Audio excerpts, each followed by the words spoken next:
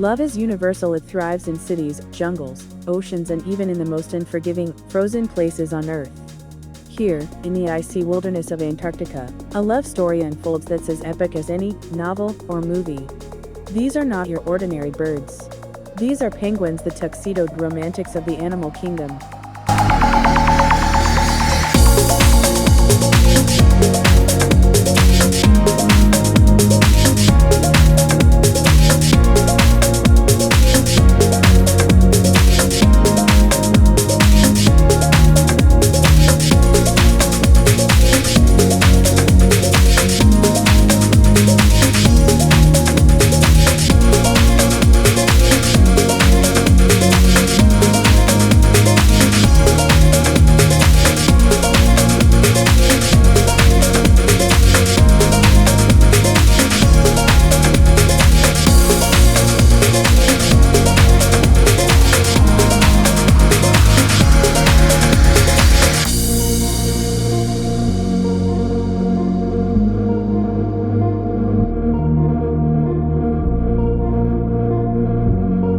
The Antarctic winter is brutal. Winds howl at over 100 miles per hour.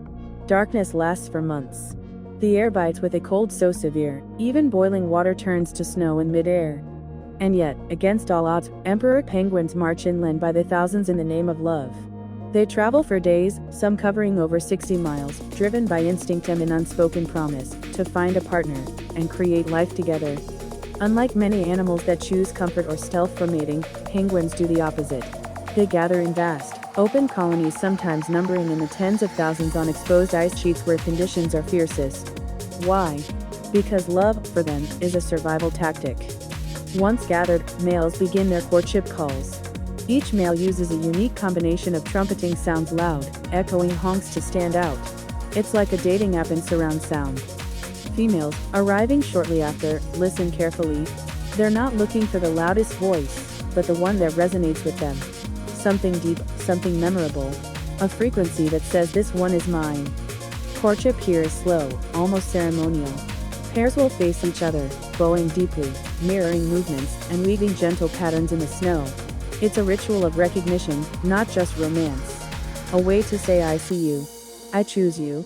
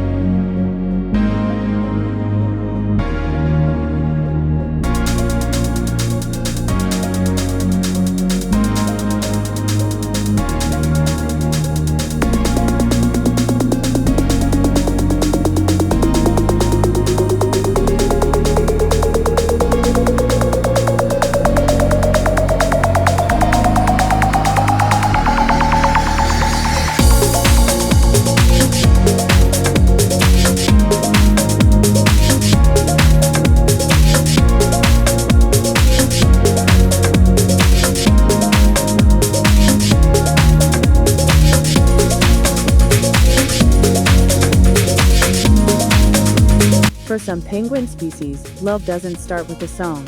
It starts with a stone. In Adélie, chinstrap, and Gentoo penguins, males go to great lengths to find the perfect pair, not just any rock, but one that's smooth, well-shaped, and often difficult to acquire. This pebble is their proposal. A gift. A gesture of commitment. The male whistles with great ceremony, pebble held tightly in his beak. Upon reaching the female, he drops it at her feet, and steps back. The moment hangs in the icy air. Will she accept? If she does, she'll pick it up and place it in her nest. It's a small but powerful act. A penguin's version of yes. But it doesn't end there. The pair will begin gathering more stones together, building a nest with teamwork and tenderness. Sometimes, in crowded colonies where pebbles are scarce, pebble theft becomes an issue and males must defend their romantic offerings from jealous neighbors. This stone gifting behavior may seem charming, even humorous, but it plays a vital role. Nests made from pebbles elevate the eggs above the wet, slushy ground. Without them, the eggs would freeze, crack, or be washed away. So a single stone, a token of love, can mean the difference between life and death. It's one of nature's most elegant blends of affection and functionality.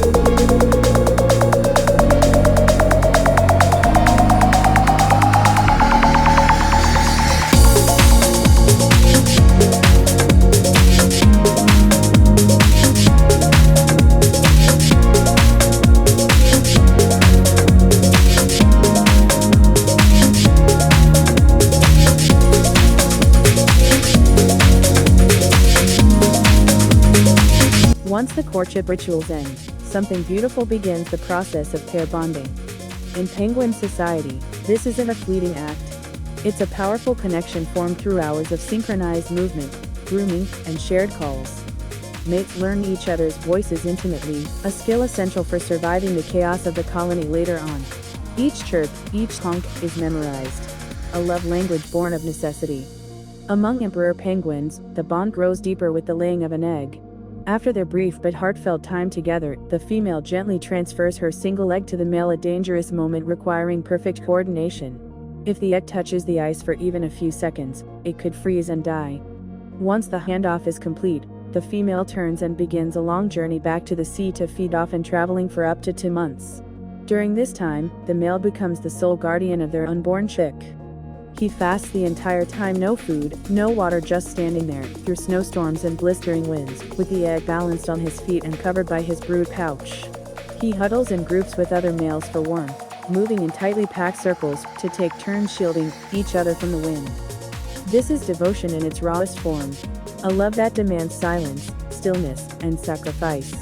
A promise kept, one frozen second at a time.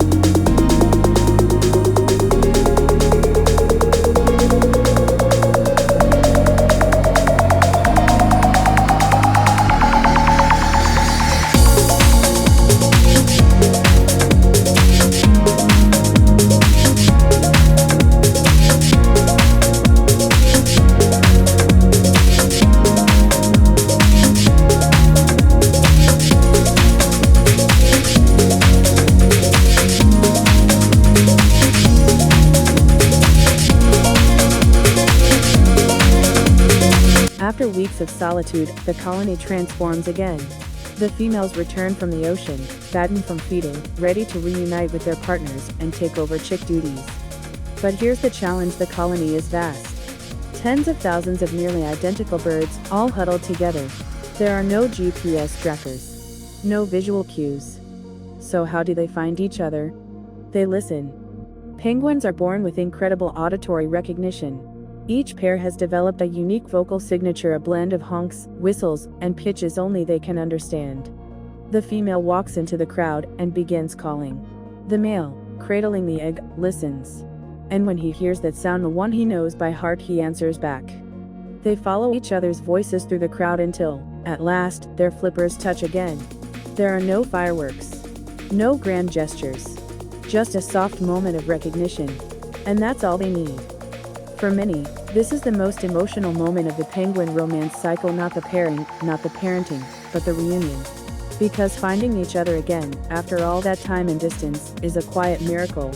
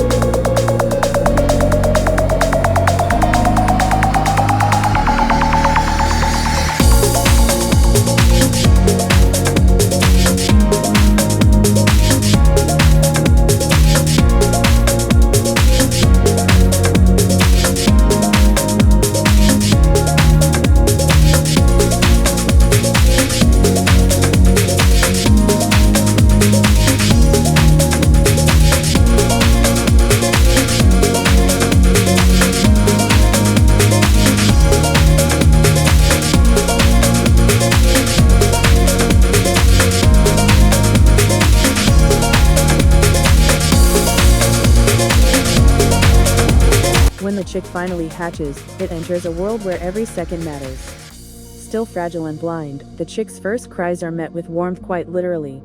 The parents work together like a perfectly tuned machine.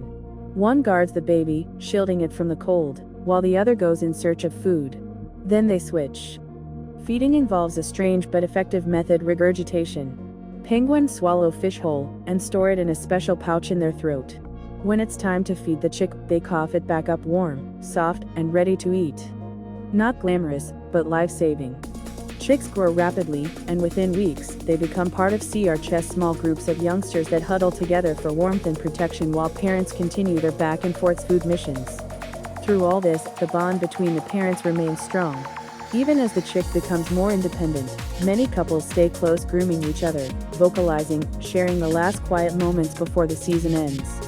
Eventually, as the colony begins to break apart, pairs part ways. Some may never meet again. But others, especially those in long-term monogamous species, will return the next year, drawn back by memory, by instinct, and maybe by love.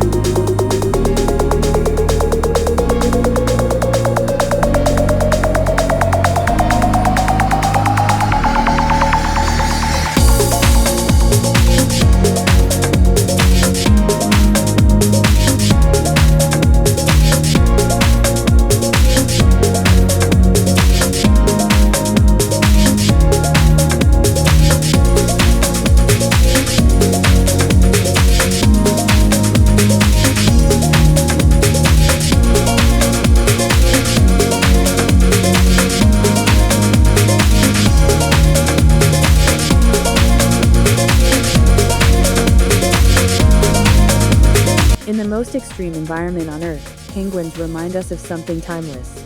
Love isn't about flowers or chocolates. It's about partnership, sacrifice, trust. Whether it's a single stone laid at a mate's feet, or weeks of hunger in defense of an unborn chick, penguins prove that romance can thrive, even on ice. So the next time you think about love, think of them, the tuxedoed romantics who walk miles in the snow, just to hold flippers once more.